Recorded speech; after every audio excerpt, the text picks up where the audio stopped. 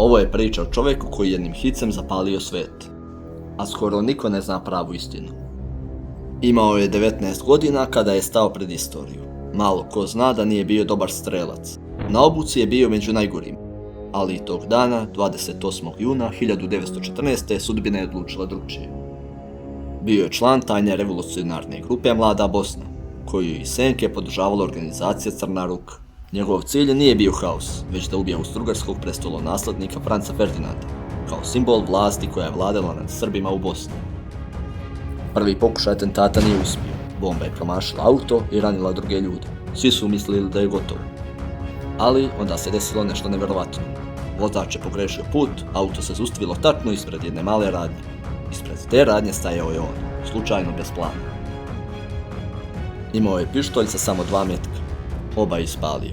Jedan je pogodio Franca Ferdinanda, drugi njegovu ženu Sofiju. Taj trenutak pokrenuo je lanac događaja koji je doveo do Prvog svjetskog rata i smrti više od 15 miliona ljudi.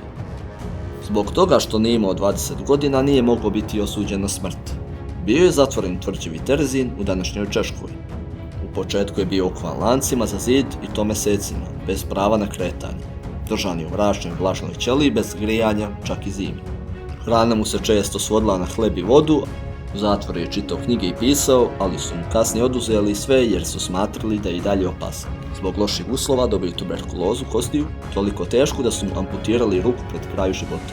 Umro je sa 23 godine, nikada nije vidio rat koji je započeo. A čovjek koji je zapalio 20. vek zvao se Gavrilo Princip.